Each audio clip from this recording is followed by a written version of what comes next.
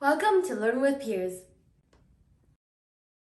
Today we will learn about Henry Hudson, a famous explorer of the 16th to 17th century. Early years. Henry Hudson was born in Hudson, Hertfordshire, in England around 1565.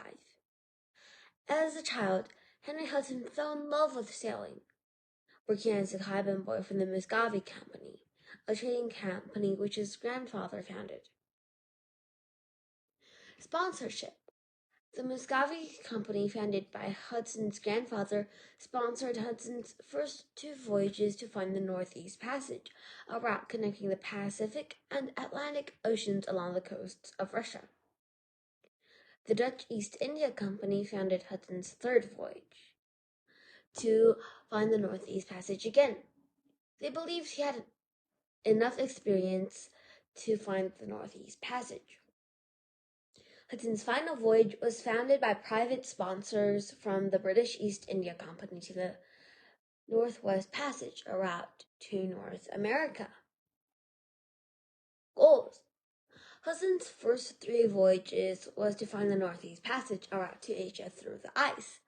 He wanted fame for finding the Northeast Passage and fortune by trading with Asia for Oriental spices and also silk. Hudson was trying to find the Northwest Passage on his last voyage, a new, faster shipping route to Asia near Canada and Greenland.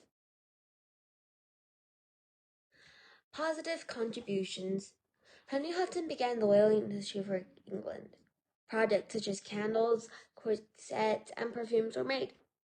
These inventions improved life for the people of New England. Henry Hudson added Greenland, Hudson Bay, and Hudson River to the world map. His contributions helped other explorers navigate through the ocean.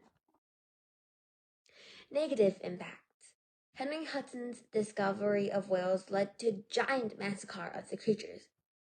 Whales were slaughtered in great numbers. More than 300,000 whales were killed between the 1600s and 1700s. Most of Hudson's interactions with Native Americans were brutal. After trading with the Mohican Indians, many of the Native Americans were intoxicated by the alcohol that Hudson brought. Soon the two sides were in a fight, where many natives died. Interesting fact. Henry Hudson's crew overthrew him in 1610 on his last voyage, sponsored by the British East India Company. The mutiny was led by Robert Jewett, the first mate on the ship. Robert Jewett was also on Hudson's third voyage, sponsored by the Dutch East India Company. One summer morning, after Hudson walked out of his cabin, they tied his wrists and put him in the ship's shallop, a small boat, without paddles.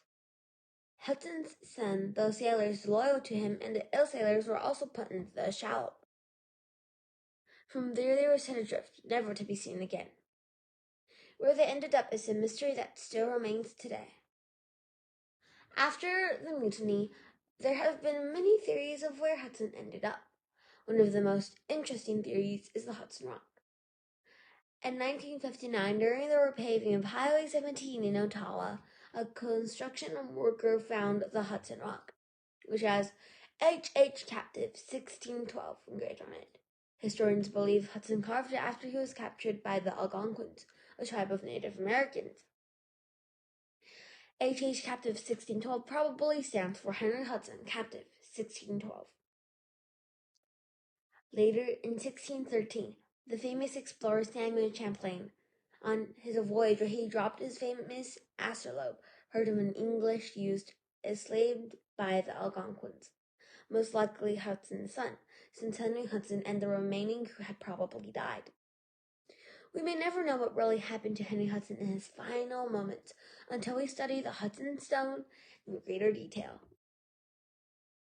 Timeline.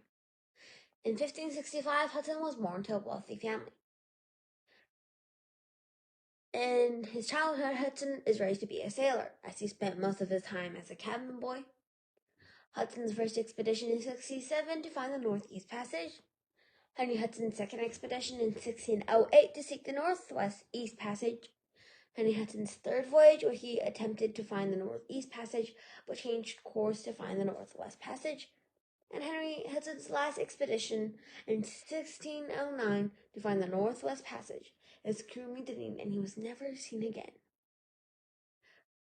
Hudson's most likely desperate carvings were made on the Hudson stone in 1612. Finally, 1613, Samuel Champlain hears of an enslaved English youth in 1613, most likely Hudson's son. Thank you for watching this lesson.